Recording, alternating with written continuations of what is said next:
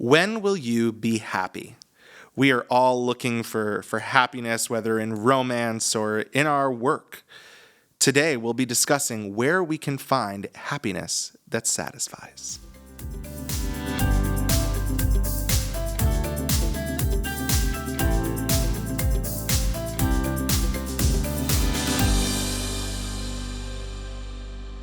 Hey, this is Living the Message, where we discuss how the message of Christ might dwell among us richly. I'm Pastor Eric Targe, and I'm here with Senior Pastor of the Moody Church, Philip Miller. Hey, Philip. Hey, Eric. How are you? I'm doing good. Want to talk today about the woman at the well. That's right. The Samaritan woman. Yeah. The Samaritan woman. And so we looked at her and her identity trap this week. We've been going through this series looking at various identity traps, and there are three major areas that we've been looking at. Just review that for us real quick. Yeah. So there's three deep identity needs that are underneath all of our identity strategies. So we need security. We need to feel safe. We need significance. We need to have a sense of worth, and we need satisfaction. We want to be happy. And so the ways that we move out into the world are often to fill those deep needs underneath our identity. And so the woman at the well is all about finding satisfaction. Satisfaction through people. And through people. So remarkably, the Samaritan woman responds a little bit weird in this story. So I've read it in the past, and even this Sunday as you were preaching, I was hearing the story again and just kind of surprised by her reaction to Jesus. So the key word that she uses over and over again is this is the man who has told me everything that I have done. And she seems to be glad about that. I don't know about you, but if someone's airing my dirty laundry, right, I'm not happy with that. I don't want everybody to know my to know my sins. Sure. And so what's going on? Why do you think she's glad there? Well, because I think it is a little bit of a surprising reaction. But I think she's just overjoyed that she's known and that he knew all that about her, and he still came for her anyway. Huh. Okay. Because there's two things we really fear, right? We can fear to be loved for someone we're not, who we really aren't. We put up a portrayal of ourselves and we get love, but it doesn't really count. It's not really us. Yeah. And so we fear that. And the other fear is to be actually known for who we really are. Not who we pretend to be, but who we really are, warts and all. And to have somebody turn around and reject us. And what happens at the well is Jesus sees this woman all the way down. There's nothing everything she's ever done, he knows. Okay. And yet he still said, "Would you give me a drink of water?" He initiated relationship, he initiated conversation, he initiated going to Samaria, he reached out to her. In love, he pursued her, even though she had all this baggage or whatever, right? And so she's been looking to men her whole life for some sense of satisfaction. So she has these serial marriages, these serial relationships, all these men, all these matches, all these marriages, all this misery where these relationships have ended. And finally she's compromising. She's like, I'll just... whatever I can to have a man, I'm willing to do that, right? I mean, so there's a whole lot of desperation there, and jaded and jiltedness, and then Jesus comes along, sees all of that, and most people wouldn't give her the time of day, but he does, and I think that's over. She goes, he saw everything I ever did. He told me about it. He called me out in all my brokenness, and he looked me in the eye. He didn't look away. He didn't run away. He didn't scorn me to the edges of to the margins. He came for me. So that maybe makes a little bit of sense why everyone is surprised and wants to welcome Jesus, not because he knew her dirty laundry. Because that's, I think, how sometimes some of us read it. We're like, well, everybody knows your dirty laundry, right? That's why no one will go to the well with you in the morning. You have to go separately. Right. Sure, her reputation's been ruined. But the townspeople, you're saying, are interested because someone knew her dirty laundry and yet revealed enough of himself as well, so that she could see he might be There's the Christ. something different. There's something Yeah. different about this man. And Yeah. and so that, the phrase "come see a man," which she had obviously said many times in her life. Yeah. This man's different. And it's actually interesting, even in the way she phrases the question, could this be the Christ? In Greek, there are multiple ways to phrase a question. She phrases it as if she should be doubted. She's like, this isn't the Christ, is it? Oh, wow. And it's actually, she knows she has no reputational credibility in the community. And so she actually casts even the question in a way that will make people assume she's wrong, but have to go figure it out for themselves. And that's exactly what happens. And they run. And in the end, they say, hey, we believe that this is the Savior of the world, not just because you said something, but because we've heard, we've seen it, we've met him. He's legitimate. And of course, in the book of John, what's amazing is this is very early in Jesus' ministry. The Jews are, in large part, Jesus' own people are rejecting him, but the Samaritans welcome him. And it's again, this movement of the gospel that hits surprising people. He just met with Nicodemus, and he couldn't get it through his thick skull what it meant to be born again. And here this woman at the very bottom of the social standing is turning, and her whole village with her. It's an amazing pursuit of Jesus to the margins and people that normally would be left behind. So this woman is looking for satisfaction through people. Yeah. And she's really, it seems like that's mostly in her life seen through romance. Is that correct? Yeah, I mean, like romance, secure, provision. Yeah, I would think so. I mean, it's probably multi-layered, right? There's probably a security element there. There's a significance element. Like, if I'm married to the right guy, I've got social standing, I've got security in my household. But because the conversation with Jesus is so much oriented around satisfaction, I've got water that will quench your thirst. Yeah. I think that orients us to the deep hunger of her soul, which is ultimately satisfaction. So she's, and we can't say, modern romance. We don't want to read that back on the text. Yeah, that's fair. But there certainly is a relational fulfillment, a hunger for the arms of someone else, to kind of know who I am because I'm in relationship, and that makes me happy. And if I could just have the right guy and the right marriage and the right setup where everything kind of goes well, then I'll be happy in life. I think that's how she's pursuing her identity. So what are some other ways you think then that we seek satisfaction in people? Oh, yeah. Well, any way that we could end the question, I'll be happy when, that relates to people, right? So I'll be happy when my teachers give me an A. I'll be happy when I meet Mr. Right or Mr. Or Mrs. Right. I'll be happy when my video trends on TikTok, and people like it. I'll be happy when my boss approves. I'll be happy when I get the promotion and my peers acknowledge that I've achieved this. I'll be happy when people sit up and notice me. I'll be happy when I get applause from the crowd.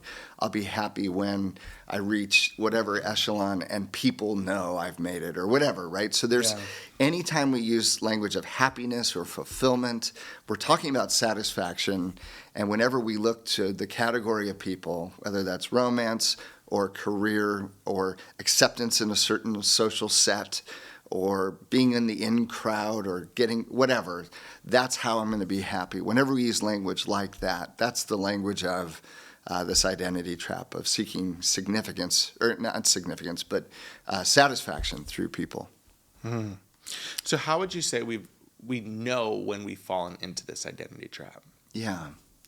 I think when, if you're looking to people for whether it's security, significance, or satisfaction, whenever those people are happy, you feel elated. You feel like, if in the case of satisfaction, you feel happy. You feel like, okay, life's okay. I'm happy. I'm pleased. I'm really proud of what I did. Like, people are happy. People are applauding. I've made it. Like, it's, that's a great sign. Their applause or their smiles go way into your heart, and they really fill you up in a disproportionate way. Or the flip side is criticism. If criticism really tanks you, it really just sinks all the way in and tears you up, and you ruminate on it, and you can't let those words go, and you can't let that disapprove. Like, those things are signs that the people in your life have way more weight than you might expect. Their voices have far too much impact on your own bearing, your own sense of identity. It shatters you and rattles you to the core when they're not happy. So if I'm addicted to their smiles, if I'm allergic to their frowns, if I'm hypersensitive, either way, those would be signs that we're trapped in some of this kind of trap of looking for satisfaction in the approval or the smiles of people. Yeah. I mean, in the social media culture that we live in, it's everywhere. It's constantly everywhere. Yes, We're being bombarded by it, and it feels like there are so many different tools that are set up to make us become even more addicted. Which is why we're addicted to these things. Yeah. Right? We're addicted to social media Addicted because to likes and we need that shares. feedback loop. And if you build your identity around getting the approval of people, right, you're going to need constant reinforcement of that identity. And social media is a literal suite of tools designed to help reinforce your identity.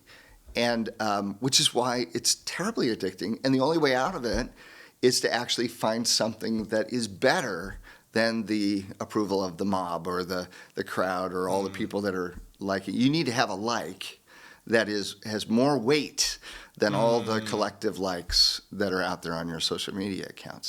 Something has to provide deeper satisfaction than what those things can provide. That's the only way you deal with a deep desire like satisfaction is to replace it with a better desire. Fulfill it with a better desire, and that's the only way out. No, that's good. That's good, because I think a lot of people are struggling with that. They're hurting. They're trying to figure out, do I just get rid of my social media? Do I? And Sure. the problem is, it's not just on social media. No. You can fall into this trap. Like the Samaritan woman didn't have a Twitter or an Instagram, and yet she found herself there. Right.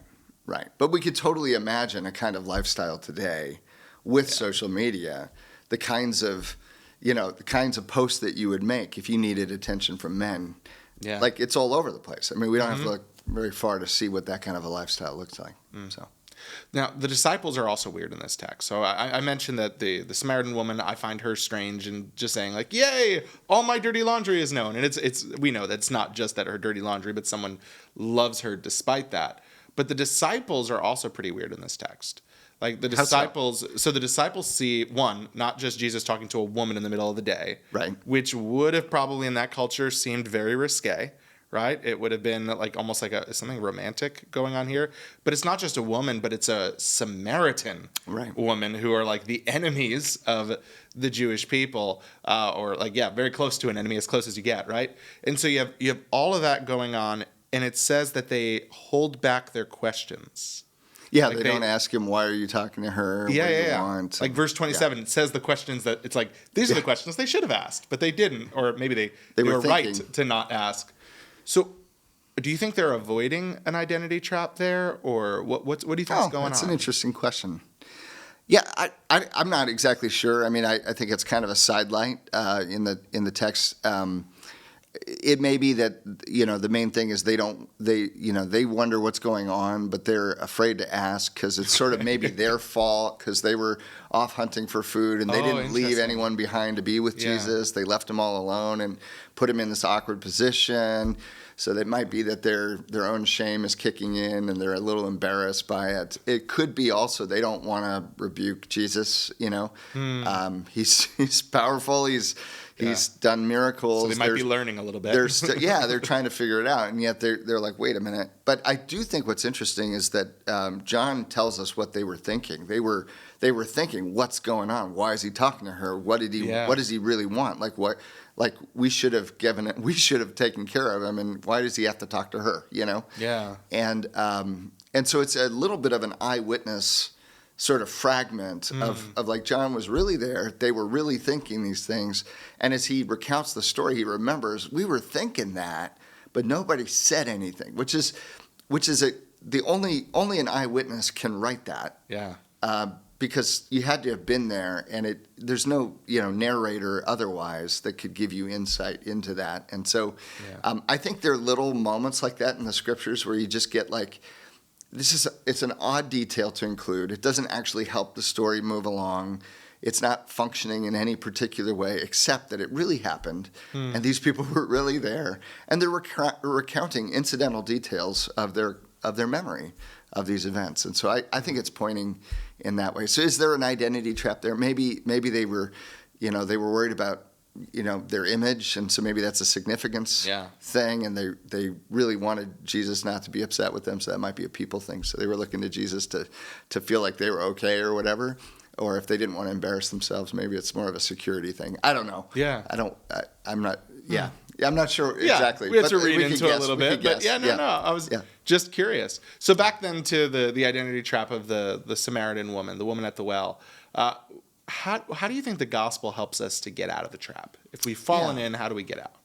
Yeah, so here, again, we hinted at this earlier, that the way you fight a desire that's gone wrong is not by denying the desire.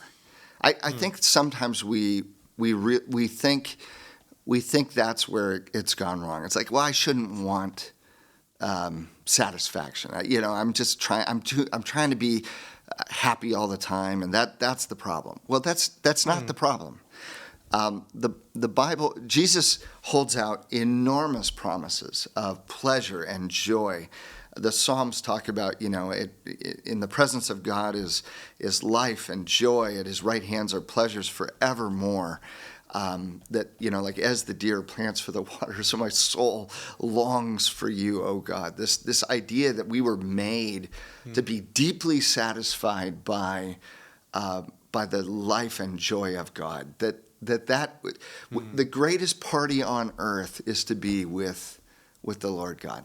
And better than all the cheap imitations that we create. Yeah. And I think every so often we get glimpses of that. We go to a mountain and we just get lost in the grandeur. Or we lay out under the night sky and we feel small and insignificant and yet so human and alive, right? Yeah. And in those moments when we come into contact with grandeur, we actually humanize. We in a sense feel really small and yet really fulfilled. And I think we get glimpses of that's our design. We were made to encounter the grandeur and glory of God and to be cut down to size and yet fulfilled all the way up. Yeah. And that's why the scenes in glory are always worship of heaven. It's always worship. Worship is what we do when we're at our absolute most joyous.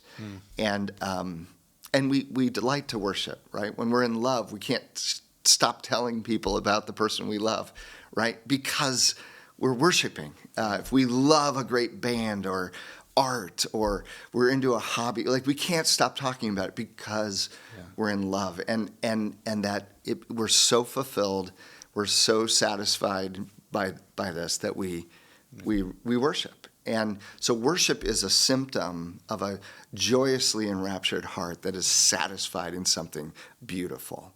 And so the answer is not, if I find myself, looking for satisfaction in people around me, I realize that's a problem. The answer is not stop trying to be satisfied. The answer is look somewhere else. Yeah. Transfer to a better joy, to a better satisfaction. To use the language that Jesus uses, change fountains.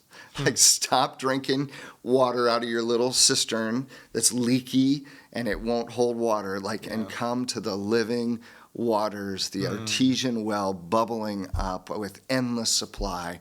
Come to God himself. Yeah. Drink and be satisfied. And so it's really about reorienting our appetites or reorienting our desires. So stop looking to these men. Start looking to me, the fountain of living water. I'm right here. Messiah, the Christ, the Son of God, Savior of the world, right here. Ask of me, and I will give you living water. Yeah. I love that. I love that counsel to not deny the desire, but rather look to Jesus for the fulfillment of the desire. There are a lot of people I know who are struggling with this. They're struggling with trying to find satisfaction in people, either, as we talked about before, like social media, or just in relationships, or other types of things. I'm curious, do you have any like little pieces of advice or counsel or wisdom for people, especially those who are addicted to their social media, as they're seeking to find satisfaction in people, short of becoming a Luddite and just like, like getting off the grid? Like, what might you recommend to that person? I think you have to wean yourself off of whatever it is that's really feeding it, and then reattach. So wean off and reattach to a different thing. Unpack that. What do you mean wean off, and then what is reattach? Yeah, so you start restricting the thing that if you have any sort of so satisfaction is the world of appetites and addiction, right? Yeah. It's the world of like, I want to be happy, I'm not happy, so I'm going to look for something to make me happy. Okay? Yep. And so in that moment, you have a choice of where you're going to run. And there's the easy things, the quick fixes. You take a sugar rush, or, just get a quick bit of relief, a little bit of soothing or whatever, self-medication. There's all kinds of ways that we can go about to just get a little bit of happiness right here and right now, just a little shot of dopamine, and that'll be good. Yeah. Or I can go after something much more durable. And so I think in the moment when you realize I'm unhappy, the question is then, where do you run? Because you can keep running to the same old things that don't satisfy, and they'll give you a quick hit, and then you'll regret it. That's how that always works. And then, you're addicted, and you have to do more and more and more, and that's how addiction works. Or you can say, you know what? I was made for God. And my deep longings, which I've attached to all these things that don't satisfy, ultimately are from God and meant to lead me back home to Him. Yeah. And so instead of these cheap fixes, I'm going to go spend time with Jesus. I'm going to go drink deeply of His Word. I'm going to think on His promises. I'm going to memorize the scriptures that speak to the joyous life that I have in Him, the deep satisfaction of my soul that He provides. And I'm going to start running to Him. And I'm going to ask Him, I'm going to say, I'm lonely right now. I'm feeling insecure. I'm feeling dissatisfied. I'm aching here. I'm hungry. Would you fill me? Would you fulfill these promises? Would you teach me to find joyous satisfaction in you? And I think one of the things that we can learn, Eric, over time is that the temptations to our addictions are actually tools that can point us toward the spiritual disciplines of actually finding our satisfaction, orienting our desires toward God. Yeah. So when I feel these temptations toward things that I know aren't good for me, to say the desire is good, this for satisfaction is good, I'm just looking in the wrong place. Yeah. So when I'm tempted, that actually teaches me that my soul is starving and I need to run to my Father, and I need to rest in His arms, and I need to know His goodness. And I think if you ask God, ask, seek, knock, Jesus says, right? Yeah. I think if you ask and just say, I need satisfaction, I need a bit of happiness, I need to know that you're here, that you're with me, the joy of your presence, I long for that. Would you show yourself to me? I think He will answer that. In my experience, He has. Not always in the ways I wanted, but he loves to answer the cries of the hearts of His kids. And so I think that's, Jesus has made it possible for us to just come to our Father and ask. And I think that's a beautiful way to go about it. Yeah. So are you searching for satisfaction? Don't deny the desire, but rather look to Jesus for the fulfillment. We truly hope that you enjoyed this conversation. And if you did, we would encourage you to check out the message that went along with it. You know, we always appreciate hearing from you. Thank you for submitting your comments on YouTube, Spotify, Apple Podcasts, and sending us emails. Please keep doing that. You can always send us a text message at 312-682-1888 or living the message at moodychurch.org. We truly hope that you were encouraged, equipped, and enabled to now go and live the message.